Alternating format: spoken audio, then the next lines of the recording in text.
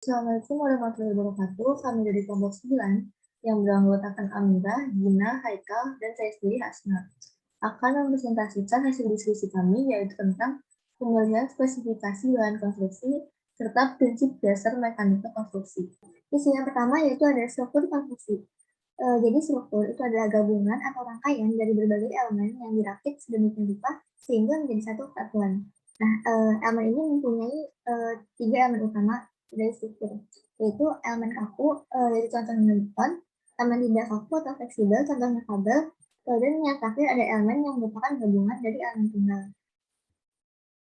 Konstruksi adalah kegiatan menggabungkan elemen struktur dan elemen non-struktur sehingga menjadi sarana dan prasarana yang dapat digunakan untuk tujuan tertentu.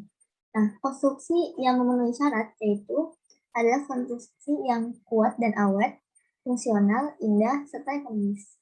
Ada prinsip dasar mekanika konstruksi.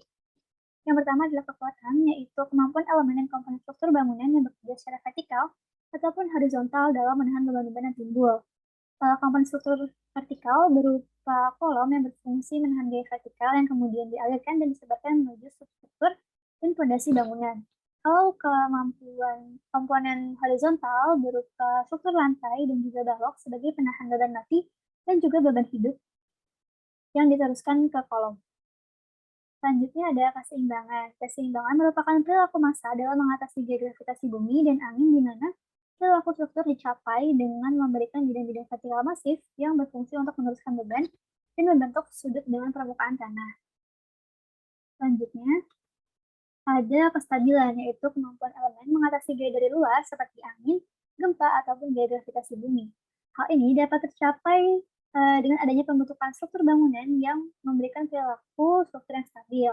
Setidaknya ada 3 cara yang bisa dilakukan untuk membuat struktur stabil. Yang pertama, pemasangan pengaku atau diagonal bracing pada struktur seperti gambar A, dan kemudian pembuatan bidang rangkaian kaku seperti gambar B dan juga pemasangan sambungan yang kaku seperti gambar C. Selanjutnya adalah jenis bahan konstruksi dan fungsinya dalam pembangunan, yang mana di sini dibagi menjadi 3. Yang pertama adalah pondasi bangunan, yang kedua adalah kolom dan balok, dan yang terakhir adalah dinding. Yang mana komponen pondasi berfungsi untuk mendukung berdirinya suatu bangunan di atas lokasi tanah. Bahan-bahan konstruksi yang digunakan sebagai berikut. Yang pertama adalah semen, kedua kapur, ketiga pasir, keempat air, dan terakhir adalah beton. Kemudian pada komponen kolom dan balok yang digunakan dalam konstruksi yang saling memperteguh struktur untuk kerangka bangunan di atas fondasinya, yang mana terdiri dari kayu, besi atau logam lain, fasteners, kawat, dan juga beton bertulang. Dan yang terakhir adalah komponen dinding, yang mana dapat menggunakan beberapa jenis bahan konstruksi yang berbeda-beda sesuai dengan kebutuhan dan kriterianya masing-masing. Jenis-jenis bahan konstruksi dalam membangun dinding adalah sebagai berikut. Yang pertama adalah dinding batu bata, kedua dinding batako, ketiga dinding bata ringan, keempat dinding kayu, kelima dinding kaca, dan lain sebagainya. Nah, selanjutnya ada isu spesifikasi yang sesuai dari bahan konstruksi. Spesifikasi material merupakan sekumpulan persyaratan seperti karakter, ukuran, kekuatan, dan lain-lain yang harus dipenuhi oleh bahan material yang terkait dengan standar teknis. Dan di sini ada contoh dari beberapa material dan spesifikasinya. Contoh yang pertama yaitu ada batu bata. Spesifikasinya yaitu ukuran standar produksi lokal terbuat dari tanah liat merah yang baik dengan ukuran standar yaitu 5 x 10 x 20 cm. Yang kedua ada triplek.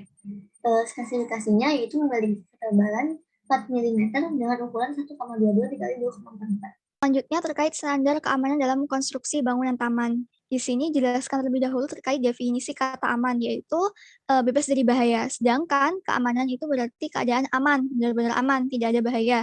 Jadi yang dimaksud dengan keamanan adalah keadaan yang memang bebas dari bahaya, baik itu bahaya dalam bentuk psikologi atau psikis dan fisik dari pihak ketiga atau orang lain, maupun bahaya psikologi atau fisik dari lingkungan itu sendiri. Kemudian terdapat juga yang namanya pengawasan selain keamanan, yaitu merupakan sebuah proses untuk memastikan segala aktivitas yang dilaksanakan itu sesuai dengan apa yang telah direncanakan. Ini diambil dari keterangan Fadli pada tahun 2013. Kemudian beberapa faktor pengawasan diantaranya terdapat peletakan ruang dalam bangunan, sehingga perlu diperhatikan dalam perencanaan tapak atau dalam desain. Tapak itu perlu diperhatikan yang namanya zoning atau zonasi area seperti itu. Sehingga pada fase atau pada step perencanaan itu memang betul-betul harus pas begitu pembagian ruangnya atau zonasi ruangnya. Kemudian yang kedua terdapat pengelolaan sirkulasi luar dan dalam bangunan. Nah, ini kita perlu memperhatikan bagaimana user itu memang merasa nyaman dalam tapak dengan sirkulasi yang mudah, yang mana sirkulasi itu tidak menimbulkan kekacauan dalam pergerakan si user ini dalam lanskap itu. Kemudian terdapat akses visual dari luar ke dalam ruangan. Nah, untuk akses visual dari luar ke dalam ruangan ini seperti memberikan kemudahan bagi user untuk menikmati visual atau view dari lanskap itu, baik itu ketika dia berada di dalam suatu ruangan pada lanskap itu ataupun ketika berada di luar ruangan, sehingga bisa merasakan keindahan dari lanskap itu, baik itu ketika dalam ruangan atau tidak, seperti itu.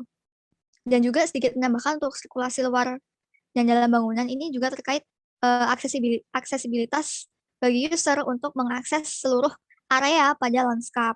Itu terkait contoh, di mana sini mengambil contoh bangunan trotoar, di mana trotoar ini adalah salah satu bentuk jalur pedestrian, yaitu bagian dari jalan berupa jalur terpisah khusus untuk pejalan kaki.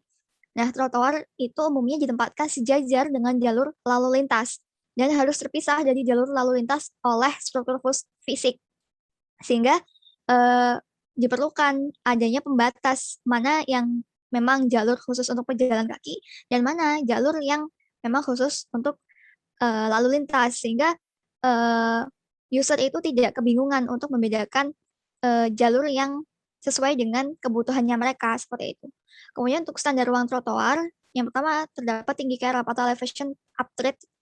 Nah, untuk elevation upgrade ini punya standar yang umumnya dipakai dengan ketinggian 30 cm.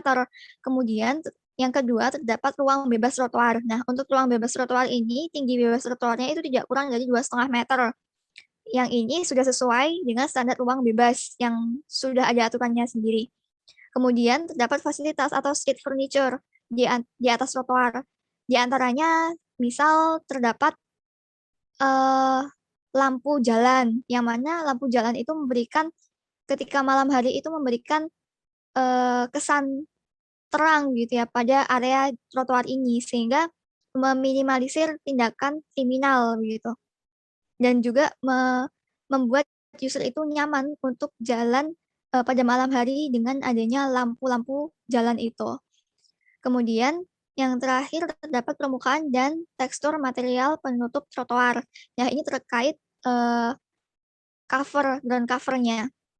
Nah, jadi ketika mendapati suatu area yang memang memiliki kemiringan lebih dari standarnya, maka itu perlu diperhatikan juga bahan-bahan apa yang perlu dipakai dalam membuat bangunan trotoar ini. Jadi tidak bisa ketika membuat trotoar pada area dengan elevasi yang cukup tinggi dengan bahan-bahan yang licin seperti itu, misal hanya menggunakan lantai semen saja gitu, atau menggunakan paving yang licin begitu. Itu tidak bisa. Jadi perlu diperhatikan juga bagaimana penggunaan penutup trotoar itu. Kemudian selanjutnya terdapat standar lebar minimum trotoar berdasarkan fungsi kawasan. Yang pertama, untuk lokasi trotoar yang berada pada jalan di daerah perkotaan atau kaki lima, maka lebar minimumnya adalah 4 meter. Kemudian untuk di wilayah perkantoran utama, lebar minimum trotoarnya adalah 3 meter. Kemudian untuk wilayah industri, untuk jalan primer, itu lebarnya 3 meter. Sedangkan untuk jalan akses itu 2 meter. Kemudian untuk wilayah permukiman, untuk jalan primernya itu 2,75 meter, sedangkan untuk jalan aksesnya itu 2 meter. Nah, ini dapat dari sumbernya Keputusan Menteri Perhubungan nomor KM 65 tahun 93.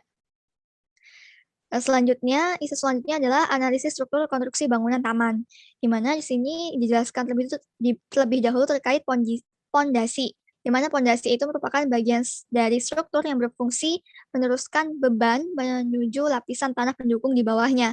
Nah, adapun jenis pondasi itu dibagi menjadi dua, yaitu pondasi dangkal dan pondasi dalam. Adapun penjelasannya adalah sebagai berikut. Jika tanah pada area tapak itu keras, terletak pada permukaan tanah atau 2-3 meter di bawah permukaan tanah, maka itu termasuk jenis pondasi dangkal. Misalnya pondasi jalur, pondasi telapak, atau pondasi Strauss. Sedangkan kalau kita menemui tanah keras itu terletak pada kedalaman sekitar 10 meter atau lebih di bawah permukaan tanah, maka jenis pondasinya adalah pondasi tiang mini pil, yaitu seperti pondasi sumuran atau pondasi board pil. Kemudian bila tanah keras itu terletak pada kedalaman 20 meter atau lebih di bawah permukaan tanah, maka jenis pondasinya adalah pondasi tiang pancang atau pondasi board pile. Kemudian untuk struktur tegakan pada bangunan adalah berupa dinding, kolom, dan balok, maka ukuran baloknya itu tergantung pada lebar dari bentangan bangunan itu yang nantinya akan dibuat seperti itu. Selanjutnya adalah pengaplikasian bahan konstruksi pada pembuatan taman kota, yang mana terciptanya suatu perencanaan serta desain yang mengutamakan keseimbangan alam dan juga nilai ekologisnya dalam bentuk perencanaan yang sehat, mengurangi dampak negatif bagi lingkungan sekitar serta dapat berkelanjutan. Itu merupakan konsep yang dibangun pada pembuatan taman kota, yang mana taman kota di sini mengambil dari taman kota yang berada di Bandung. Kemudian ada perencanaan atau desain. Yang pertama adalah tanaman merambat pada dinding sebagai penurun suhu bangunan. Kedua, menggunakan hasil dengan batu alam. Yang ketiga, meminimalkan bangunan yang merusak tanah. Dan terakhir adalah mengurangi jumlah bangunan sehingga ruang terbuka lebih luas.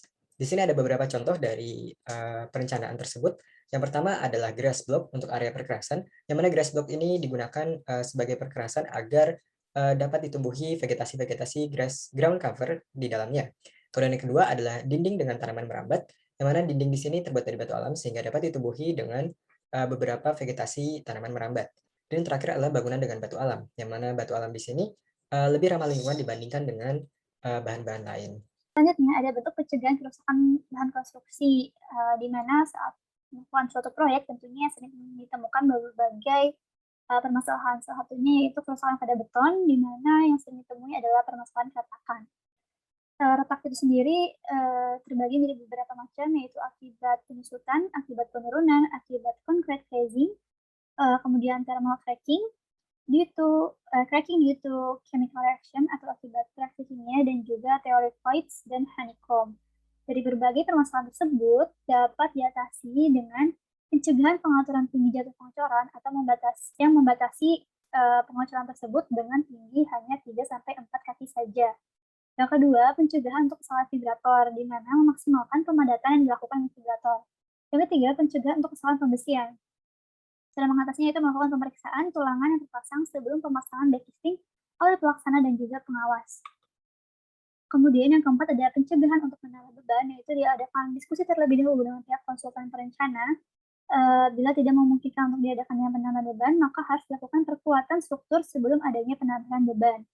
Yang keenam, pencegahan yang dapat dilakukan untuk curing beton adalah dengan mengikuti ketentuan-ketentuan yang berlaku tentang lama curing dan cara curing yang benar. Dan untuk mengatasi lebih lanjut adalah melakukan pembuatan bahan konstruksi atau melakukan sebuah proyek yang terencana dan mengikuti aturan-aturan yang sudah berlaku. Dari kelompok kami, mohon maaf bila ada kesalahan. Wassalamualaikum warahmatullahi wabarakatuh.